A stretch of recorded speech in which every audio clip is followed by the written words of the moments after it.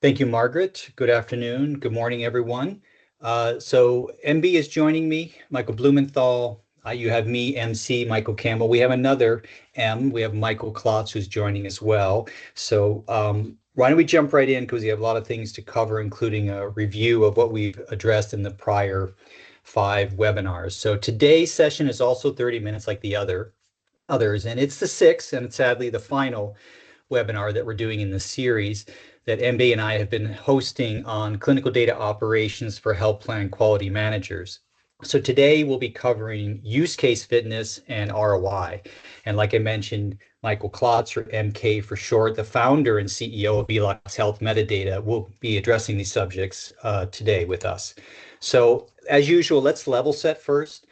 To give some context to today's session, we began the series with a strategic analysis of the health payer challenges that are accelerating competitive pressures. So for a detailed assessment of these threats and why modernizing your data operations really has to be part of your strategy to counter these threats, I really recommend Lauren Diuto's System Overhaul in Motion. The link to this report is included in the references slides. Now, let's just touch briefly on some of those top line and bottom line threats facing our health plans today. So in addition to the recent reactivation of Medicaid eligibility verification, which has really caused a significant decrease in Medicaid enrollments, CMS continues to, and I don't have a better word for it, let me know in the chat if you have something better, but I use the word fidget. It's like they're fidgeting with the thresholds for the Medicare Stars program, which has ultimately pushed a lot of these bonus thresholds out of reach for more plans. And as if you needed further evidence of instability in government contracting, which used to be a stable environment, just this month, CMS sanctioned Elevance Health by suspending enrollments in its Medicare prescription drug plan due to, quote, persistent failure to meet CMS's risk adjustment data submission requirements. So there it is, folks. Data. There's increasingly more consequences to top line revenue for poor data management. And then from a bottom line perspective, we address some stressors on operating margins like higher utilization rates, medical cost inflation, and increased compliance costs. And incidentally, speaking of compliance, in less than 2 weeks on March 31st, MA plans, amongst others, will be required sorry, guys, I lost my, will be required to publicly report prior auth, denial, appeal, and approval success rates, along with average decision times for each of these on a consumer-facing app. So in addition to declining revenues, higher accountability, that's going to have to be enforced through more accurate, complete, and timely clinical data. There are a number of challenges. It ultimately comes down to one thing. You need to do more things, some of them rather complicated, but with less money. Okay, so how are we going to, as plans, compete and survive in this current environment? To start, we need to identify what the inefficiencies are in our current data operations. So currently, I think we can agree we're really over-reliant on administrative claims and often, we'll say, medical chart abstractions, which tend to be retrospective and highly latent.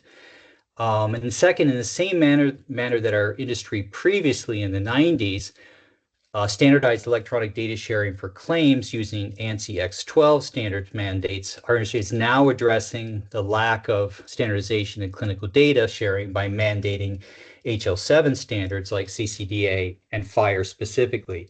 So in addition to that, even though this is not an issue that's exclusive to health payers, I think there's an alarmingly low adoption rate and formalization of data governance and management frameworks in our industry. So that extends all the way to the absence of standard data quality frameworks, which really widely vary between plans in their level of say, sophistication or maturity. So it turns out there's actually a strategic way to optimize your clinical data operations. So first, as I noted, we have to prioritize standards-based data sharing channels, which are ideally direct to authoritative source, so you improve access, lower latency, but also reduce your dependency on intermediaries. Also, by ensuring this type of compliance with de jure formal standards like FHIR, you can significantly increase and gain ROI, and I'll let MK speak to this more later.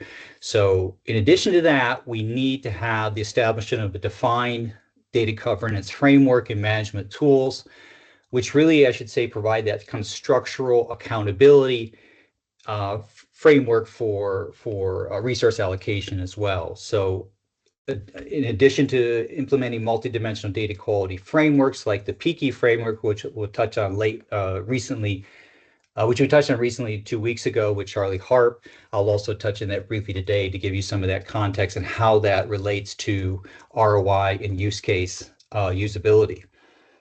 Okay. So with these findings and goals in mind, we focused our webinar series particularly on data management, which the DAMA International defines as the, quote, the development, execution, and supervision of plans, policies, programs, and practices that deliver, control, protect, and enhance the value of data and information assets throughout their life cycles. It further, at least in that instantiation of data management at the time, the DAMA wheel actually breaks data management into 11 knowledge areas. And that really provides that foundation of a data-driven, compliant, and innovation-ready organization. So we've stated this mantra many times throughout the series, but I want to state it again because I think it needs to be really clear to everybody working in health plans is that data management is not just an IT responsibility. It's ultimately everybody's responsibility, including business users. So let's start with a few components of data management. Data governance is actually the hub of data management. And it's actually defined by DAMA as the orchestration of people, processes, and technologies to ensure the security and quality of an organization's data assets. Now, it provides the structure and accountability to the data management processes and tools. And you can see here with that quote that a lot of the reasons these we'll say digital transformations of business are failing is because there's not a modern approach to data governance. So it's really essential. And one of the key reasons that that's failing is that there's a failure to assign roles and responsibilities to data stakeholders. There's no accountability, and that's one of the key things that are missing in those when those projects don't work out. So we have focused in particular on 4 roles during the series, starting with data owner as the most recognizable business user, all the way down to data administrator as the most recognizable IT user. And there's spaces and kind of a gradient in between those when you include the data steward and the data custodian. So we also touched on metadata. And just for a simple definition, metadata is simply data about data. Or as AHIMA defines it, it's descriptive data that define about other data that creates a clear understanding of the meaning and produces information of greater reliability. And then, of course, metadata management is the systems and processes for documentation and management of metadata to really maximize its quality, usability, and value. And when I think about data or metadata, I really just like to think of it from a product development framework. And it's really simple, just the who, what, where, when, why, and ultimately how. That is your metadata applied to usable data assets. So I like to track what John Wernfeld is up to. I think he's a really prolific data consultant on LinkedIn, and he very often posts these whiteboards. And in this different kind of alternate, more modern kind of data governance framework, he has separated data management into 4 key domains. So namely data inventory or catalog, we'll use those interchangeably. We certainly touched on those as well during the webinar series, in addition to metadata and metadata management. But we also addressed data lineage and data quality in particular during the more recent, or the 5th episode of our series. And so I want to touch on these last 2 briefly before I hand it off to MK. So data lineage is about really understanding and documenting where data came from and what happened to it along the way. Or from, say, a more functional standpoint, it primarily tracks the flow and the transformations of data as it moves through various systems and processes, creating a map of its journey from source to destination to aid in debugging, compliance, and understanding dependencies. I think in addition, it's also a very powerful data management tool for the purposes of auditability. And it's really, in that sense, a best practice for demonstrating to stakeholders and users the auditability of the data that you're using, say, in downstream use cases. So again, in its simplest definition, lineage is the complete end-to-end journey of an instance of a data set, but it really requires accurate metadata to describe the movement of that data. And it also, in that more recent webinar, we discussed some examples of what we call operational metadata. So this is specifically the hops and the transformations, the frequency and delay of data sets as it moves through that data channel to the final use case. Okay, so now data quality. So first and foremost, I had to keep stating this, and I'll just kind of state it one last time. There's no universal theory of data quality. It's very specific to your particular requirements. So data quality dimensions like you see here of completeness, correctness, concordance, plausibility, and currency, they may not be relevant in your particular scenario of your data assets. So the dimensions really of your framework can be custom built or say a la carte off the shelf, and they're going to vary in the naming that you use or the number. But ultimately, it has to be sensitive to your industry, your organization, your regulations, your internal governance structure, domain, and use cases. And just as an example, in this particular scenario, there's 5 dimensions, which I just read off earlier. And these are the ones that authors Weiskopf and Wang recommended all the way back in 2013 as validated methods for data quality assessment of secondary use of data for clinical research. A more recent example, and that's again the webinar that we covered in the last the webinar, the 5th webinar, the last one we did with founder and clinical architecture CEO Charlie Hart, who is also incidentally the lead author of the PICI framework.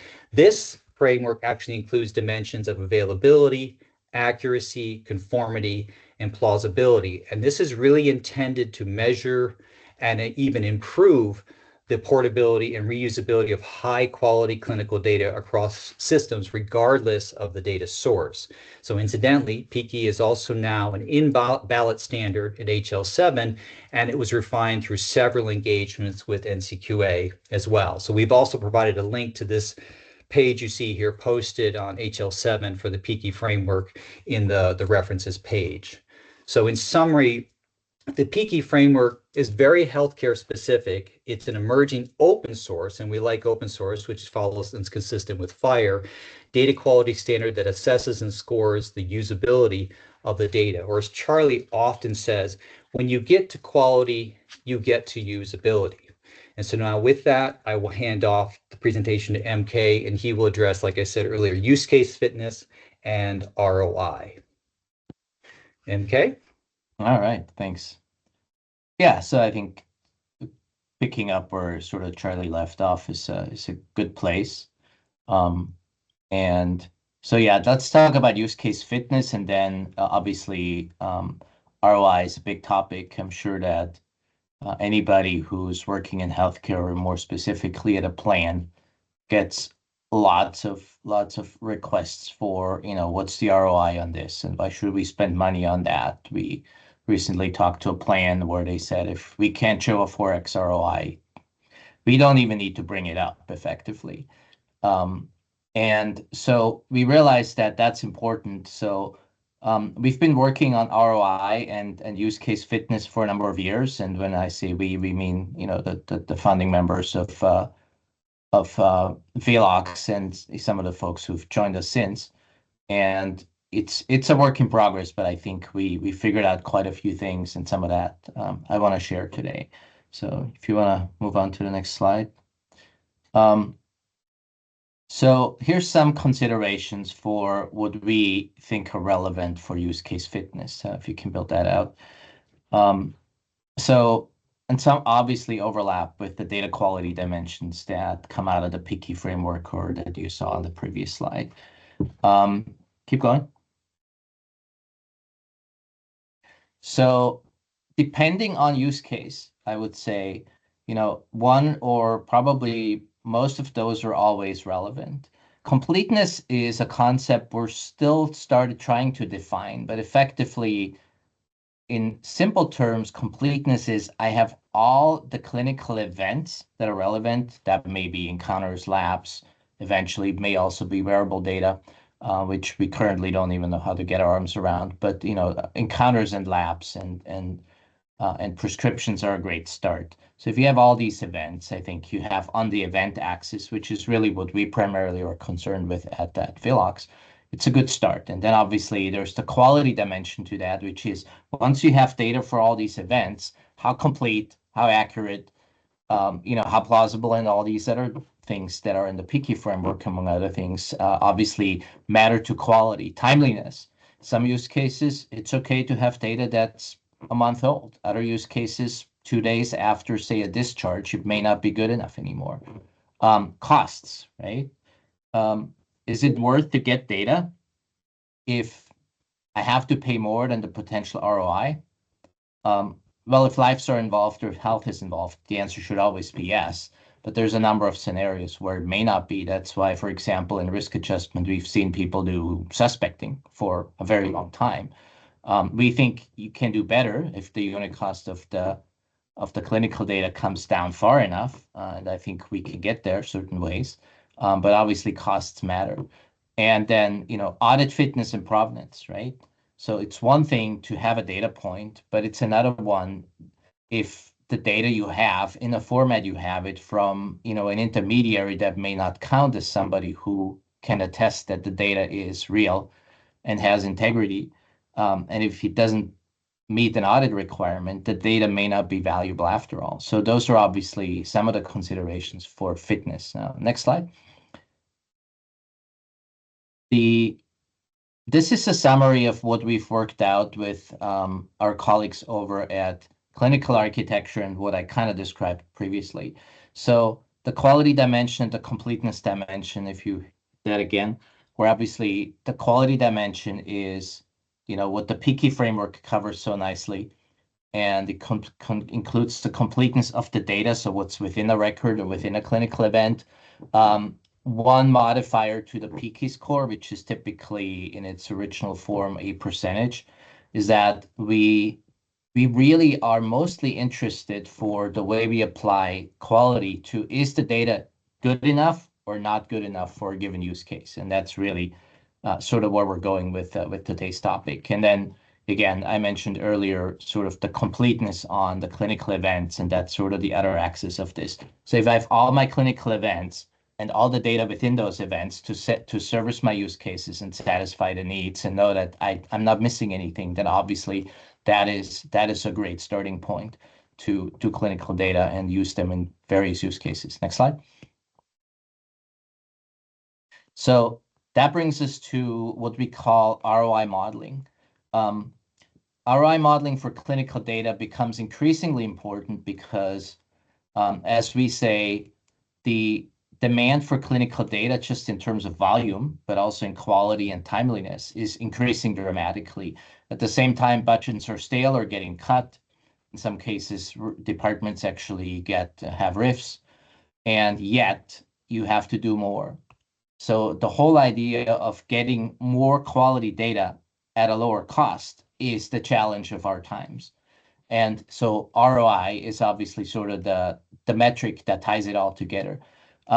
Conceptually, what we look to get in terms of clinical data ROI is more speed, reduced ops cost, in part by standardization, in part by just modernizing and optimizing how clinical data clinical data operations should function, better security, simplifying audit and validation. So with a lot of structured data, a lot of standardized data, cutting out intermediaries, like Michael said earlier, auditability and validation and data provenance can be much more automated. Streamlining data ops in other ways, both internally and externally. And then, of course, most importantly, and that's where we should see the majority of the ROI, is transforming use cases, how they operate, how efficient they are, what they yield, and obviously all the way to prevention, cost of care, and so on and so forth. The inputs, on the cost side, the investments, so those are basically CapEx investments that should be spread across basically the whole operation, multiple plans potentially. Data operations and maintenance costs, those are usually as what we call on a per channel basis. So, if you have a data partner and you need to maintain mapping and FTP or whatever the transport method is, and potentially other things around that, that would be ops costs. Data acquisition costs, how much you actually pay for a piece of data or for access or for a chart. That is the data acquisition cost. And obviously, an example of that is medical record review, which doesn't just have the acquisition cost, but also abstraction or coding costs, which are significant, especially on a per unit basis. And on the upside, of course, and this is use case specific, you have revenue, incremental revenue, legitimate, and cost savings that also could come from, again, cost savings can come from you avoid certain costs of care. Readmission is sort of the classic example in Medicare Advantage, but also cost avoidance or penalty avoidance, for example, for non-compliance, right? Those are examples for that. So here is a generic formula for ROI. So this applies to pretty much anything. This is the basic ROI math, but let's build that out a little bit and just be a little more specific for the clinical data use case. So the total benefits are all the things we just talked about, right? Use case specific gains, also cost savings. So if you have a data source where a chart costs $5 or $10 per chart, then you can replace that with a structured data feed that ideally you put in your VBC contracts and you say, I want access to that data for free. It's frictionless, it's no abrasion, and it helps our VBC arrangement. So if that unit cost goes from $5 to zero, obviously that is also a benefit and a nice one as well. On the cost side, obviously we have unit costs. Then we have what we call channel-specific investments, which is if you set up a new data partner and you need to set up mapping and set up the transport or manually move files around, then obviously, those are channel-specific investments. And then there's the prorated investments, again, that are system-wide. So let's say you set up a data warehouse or, you implement a vendor system for clinical data integration, i.e., the best practice of centralizing your clinical data ops within the plan or within the peer organization, then that would obviously be spread around. And in the denominator is basically the same factors. So the ROI effectively is, we look at it in two ways, right? So absolute ROI, I invest X number of dollars, I return Y number of dollars. Y should obviously be bigger than X. Otherwise, the investment probably doesn't make much sense. And again, the investment period can be 2, 3, 4 years, depending on how the organization looks at it. But that it's sort of the amortization period is obviously an important parameter here too. The other one is a multiple, right? So how many times the investment do I get back? So that's another key that I mentioned earlier. One pair organizations looking at. They say I want at least a 4x return on this. This is how that would go about, right? Next slide. Oh yeah, and then there is, the one thing we're noodling on is how do we value timeliness? This is a philosophical question at this point, but there's certain use cases where I think there should be a dollar value put on that, and eventually we'll get there. I'm confident, but we're not quite there yet. And if anybody has ideas, please share. Next slide. So here's the other reality, and we first really realized this when I was working with NCQA on the digital quality transition playbook back in the early 2020s.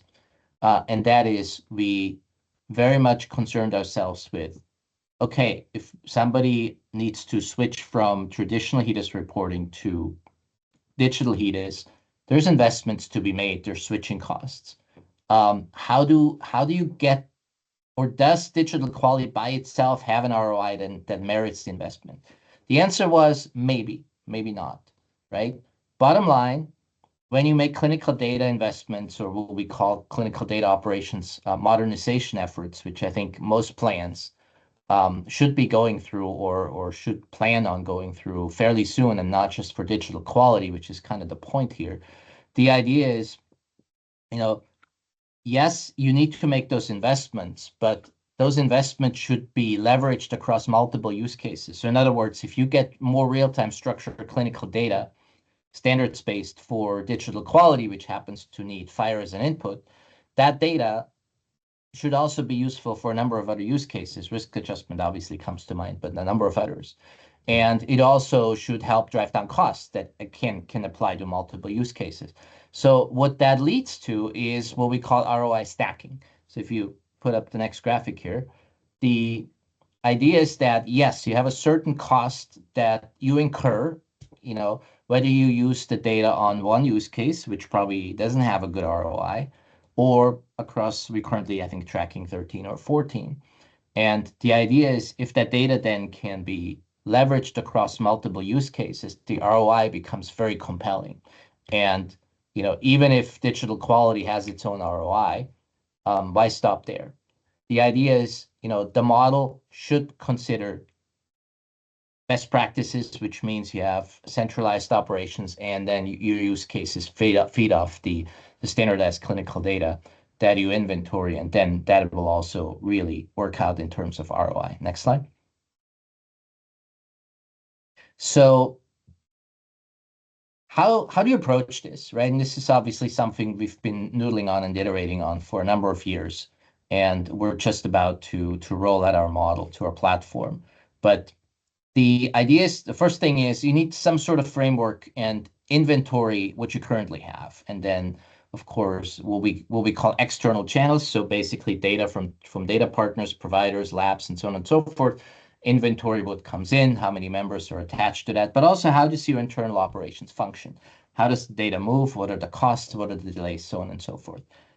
Next bullet. Then you need to determine what you need. A good example is digital quality, or more specifically, phasing out hybrid measures. There's clearly, for most plans, unless you have a really, really small eligible population, or population with where the eligible population matches your sample size, you need more data. Very, very likely.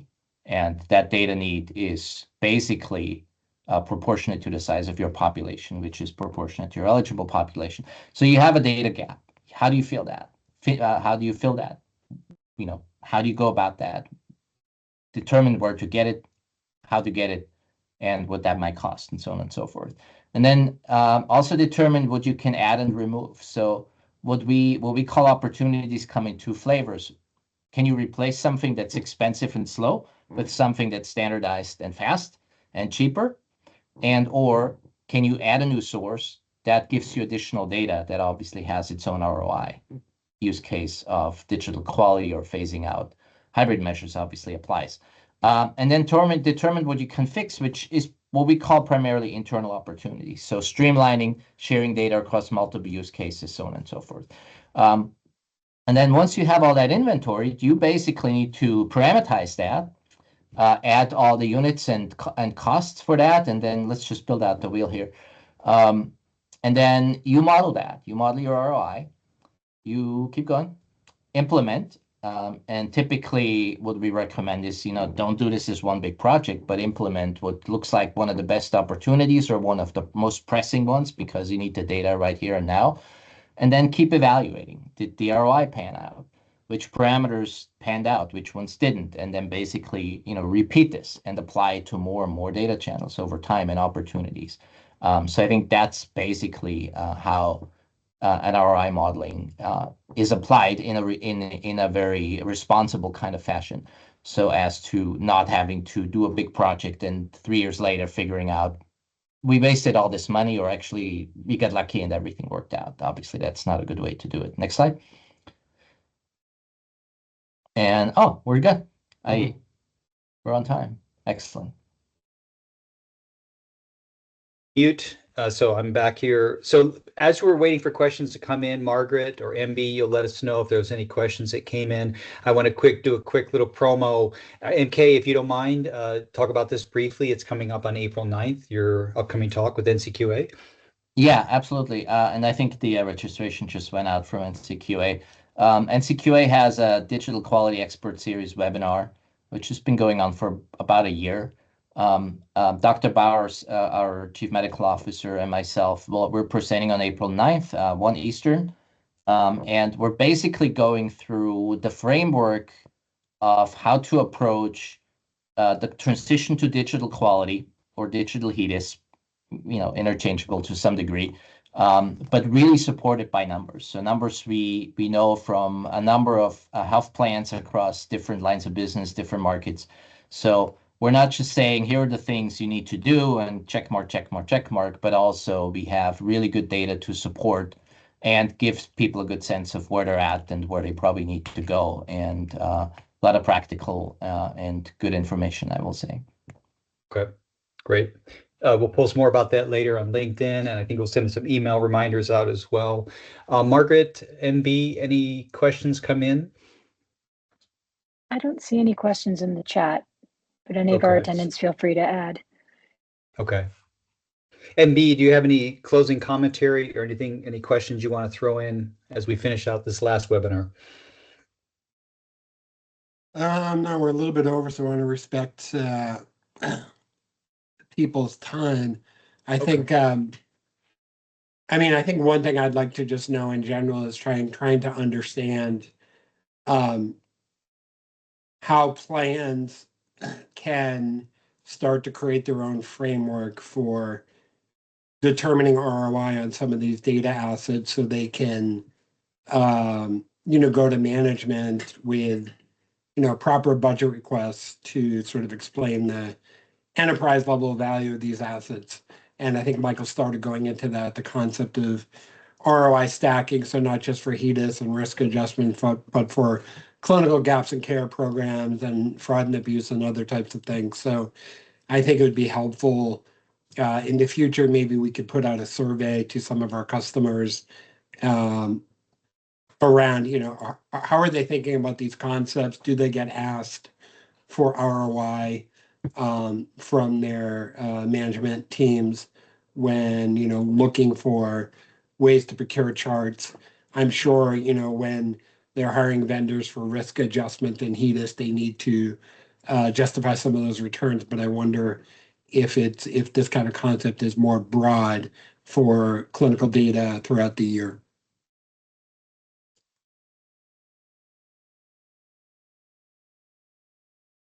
MK, there's a lot to noodle on there. Well, yeah, I think, a survey is always a good idea, right? We have, I think, quite a few data points on that. And like I mentioned, I think the pressure's on to have some sort of defensible ROI before investments get made or contracts get signed.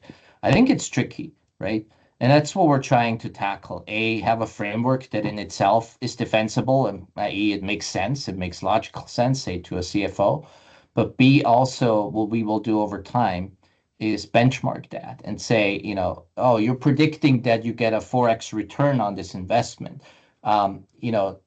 Our data shows that your peers on average get a 3.5x return on that. So it's not outlandish to say 4x. I think those are the types of things that will be helpful going forward, and those are the types of things that, not to plug our platform, but that we are working on, I think, conceptually as well as from a product perspective.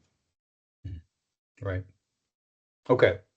All right, everyone. Thank you very much. I think we'll stop there, a little bit over. There will be a recording that in the copy of the slides as well that Margaret will pass out to everybody who's participating.